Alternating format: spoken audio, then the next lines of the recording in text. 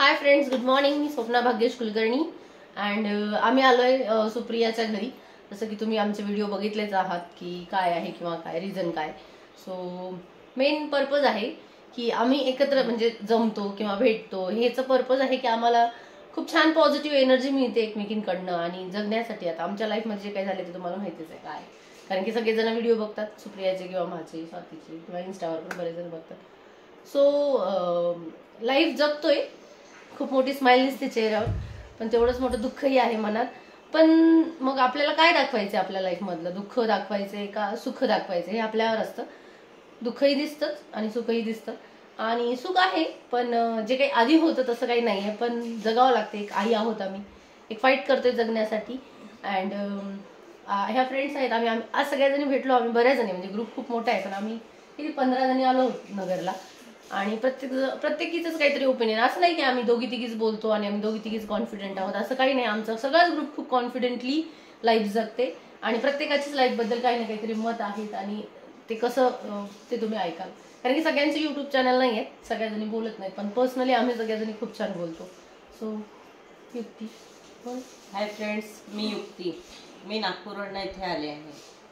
आमच्या मिळण्याचा उद्देश एकच आहे, भेटण्याचा उद्देश एकच आहे की आम्ही जे जीवन जगतोय त्यामध्ये लोकांना फक्त इतकं दिसते की खूप मस्त छान हसतात फिरतात, यांच्या जीवनात काही असं विशेष झालेलं नाहीये. पण ॲक्च्युली ते आम्ही हसून बोलून ते दुःख कमी करण्याचा प्रयत्न करतो. जर रडत बसलो तर लेकरांवर त्याचा परिणाम होतो, आणि आम्ही जर रडत बसलो तर लाईफ समोर जाणारच नाही, तिथे स्टॉप होईल आमची लाईफ. त्यामुळे आम्ही हसून बोलून सर्व एकत्रित राहून ते दुःख कमीत कमी कसं करता येईल याचा प्रयत्न करतो. पण याचा अर्थ असा नाही की आम्हाला दुःख नाहीये, ते आहे. ते फक्त आम्ही आता बांधून ठेवलंय, गाठोड म्हणून, आपले एक मेमरीज म्हणून ते आता ठेवलेलं आहे आम्ही. दुसरी गोष्ट ही आहे की आम्हाला जे दुःख आहे ते फक्त दाखवणे किंवा बोलणे यापुरतं मर्यादित नाहीये.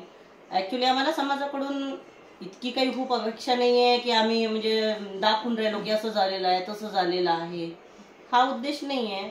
फक्त दुःख या गोष्टीचा होतो की आम्हाला जो एक वागणूक मिळते की नाही, आता तुमचं असं लाईफ चेंज झालेलं आहे, तुम्ही असं करायला नको, तुम्ही तसं करायला नको.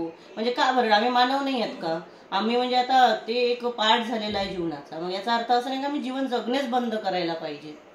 म्हणजे आमचं सुद्धा लाईफ आहे, आम्हाला सुद्धा वाटतं की आम्ही सुद्धा नॉर्मल लाईफ जगलं पाहिजे, इतरांप्रमाणे आम्हाला सुद्धा नॉर्मल लाईफ जगता आलं पाहिजे. पण असं होत नाही.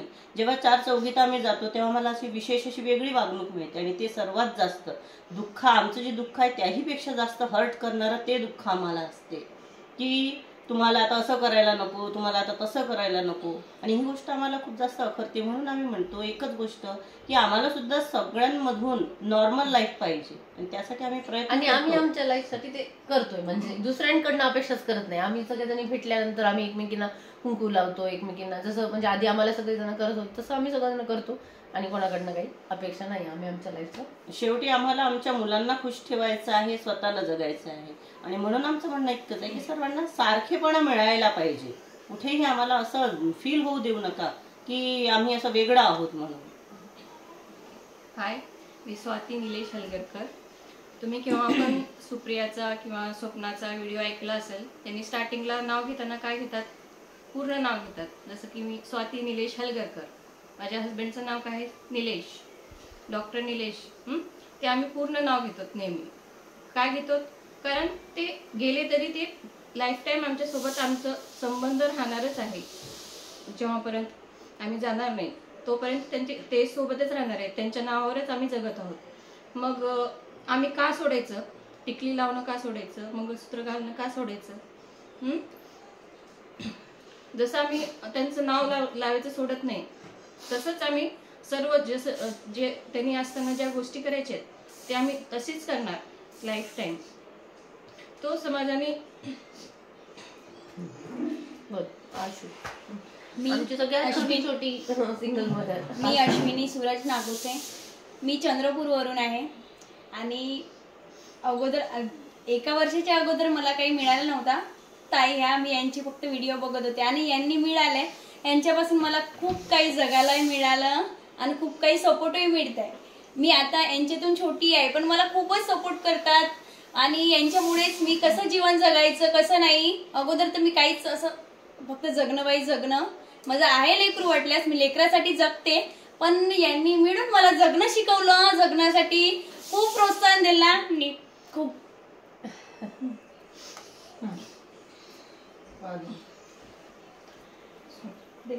चलो.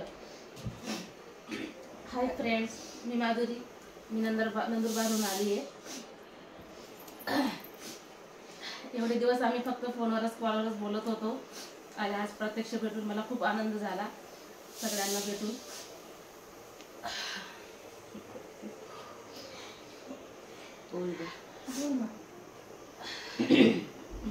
भरून आल्यासारखं असंच असतं आमचं. आम्ही दिसायला खूप खूप असतो. असतो, जेव्हा आपल्या भावना व्यक्त करायला जातो तेव्हा फक्त अश्रूशिवाय काहीच बाहेर येत नाही.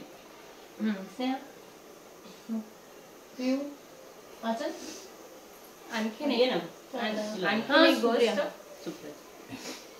हा बोल ना. काय बोल ना स्वाती. खूप जणांना वाटतं यांचं काय गेले म्हणतात ना.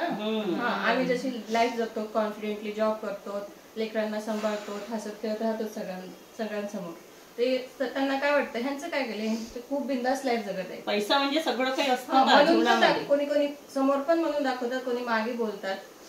आमचं काय गेले ते जेव्हा आपण गमावतो ना आपल्या, आणि ते पण ह्या एज मध्ये. आमच्या सगळ्या ग्रुपमध्ये अंडर 30 आहेत सगळेजण. अंडर 30 म्हणा, आणि आहे ते अंडर 40 अंडर 40 आहे. तो आमचा एज नाही ना, तरी पण आम्ही जगण्याचा प्रयत्न करतोय. आणि मेन जे काही युट्यूब ऑनलाईन म्हणा, बरेच जण म्हणतात का दुःखाचं प्रदर्शन करताय तुम्ही, पण सुप्रियाने जे व्हिडिओ बनवले त्याच कारणामुळे आम्ही आज इथं आहोत. तिने बनवले नसते तर आम्ही भेटलोही नसतो कदाचित.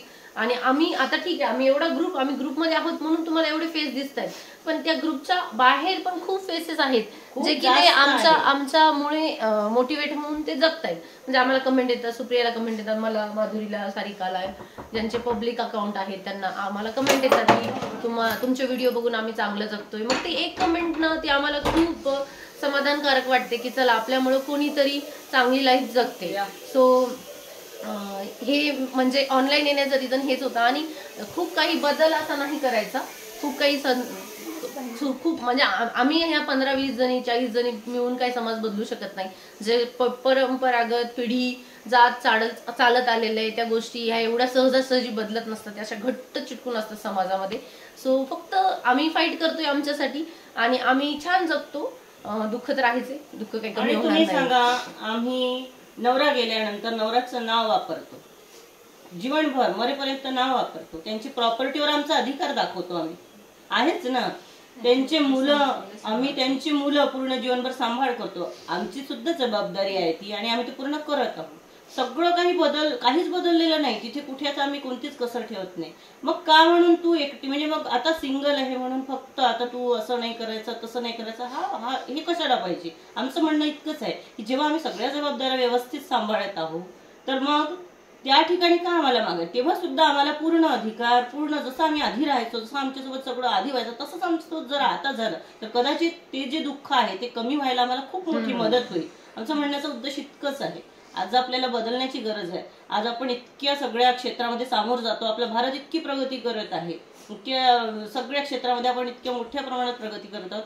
आज या ठिकाणी आता ज्या वेळेला सावित्रीबाईंनी मुलींना शिकवायला सुरुवात केली होती त्यावेळेला तिच्यावर किती दगड मारण्यात आले. त्यावेळेला तिने केलं नसतं तर कदाचित आज आमचे सुद्धा चेहरे या ठिकाणी दिसले नसते ना तुम्हाला.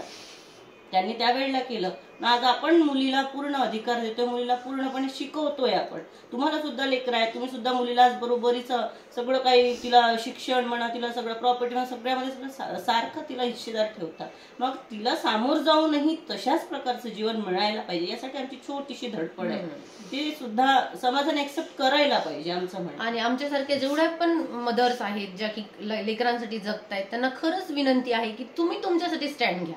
आम्ही आमच्या ग्रुपमध्ये आम्ही खूप इंडिव्हिज्युअली प्रत्येकासाठी आम्ही पण खूप प्रॉब्लेम फेस करतो, पण स्वतः जेव्हा तुम्ही उभं राहता ना तेव्हा तुम्ही तुमची लाईफ इझी करू शकता. ठीक आहे, आम्ही बोलणारे आहोत, आम्ही चला ठीक आहे आम्ही जॉब करतो, या ठिकाणी बहुतेक जणी जॉब करणारे आहे, आम्ही बोलू शकतो. काहींचे तर जीवन इतकी म्हणजे परिस्थिती इतकी भयानक आहे की ऐकून आम्हाला आमच्याच ग्रुपमध्ये ऐकून आम्ही ऐकूच शकत नाही.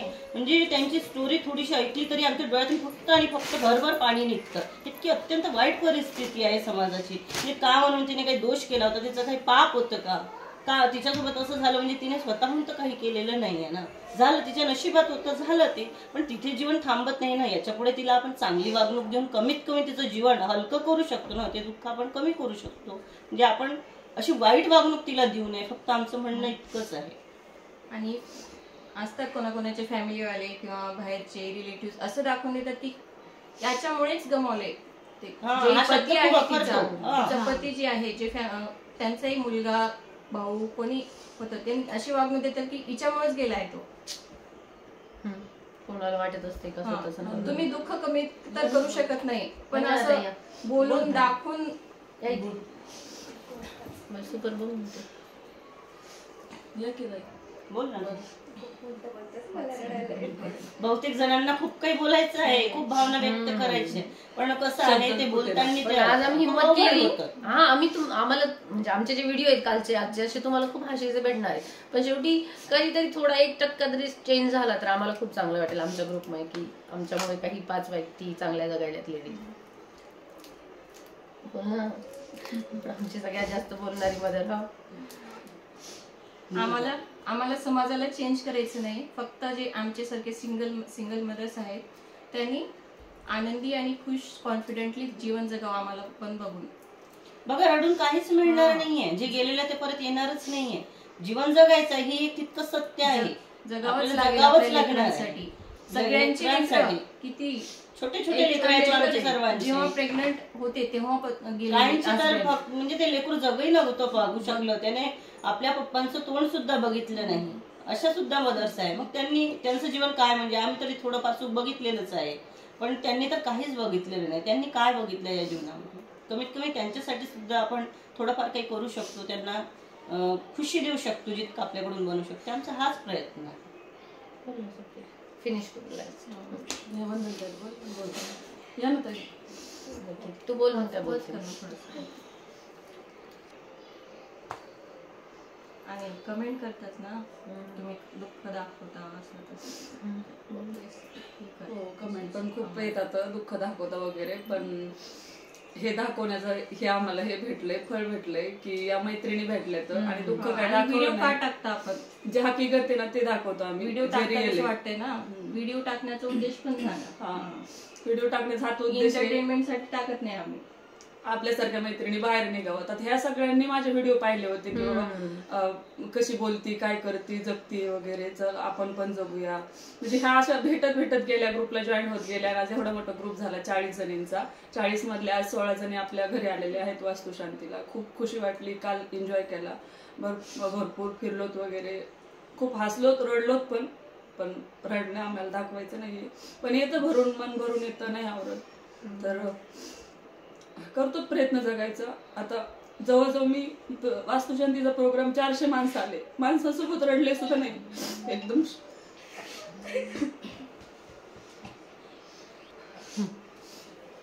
खूप स्ट्रॉंग दाखवलं, एकदम छान राहिले जसे की ते होते. कारण काही असे असते तर की बाबा काय करून फायदा आहे. मग आपल्याला माणसं आले, आपलं जेवण घालणं वगैरे आपलं काम आहे, सगळ्यांना हसवत भरून सगळ्यांना हे करणं, तर केलं.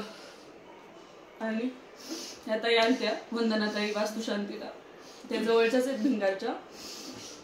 छान वाटलं ते आल्याच्या नंतर. परत आज काल काय त्यांना येणं झालं नाही, जॉब आहे त्यांना, तर आज आल्या तर या वंदनाताई बरोबर.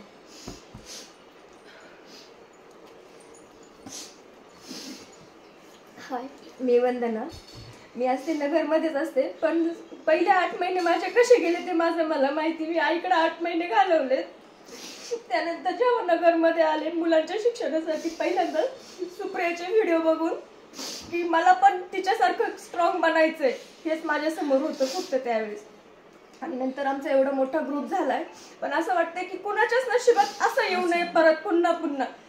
कारण हे कसं आयुष्य प्रत्येकाला एकदाच जगायचं असतं आणि आयुष्य प्रत्येकाने हसत खेळत जगावं.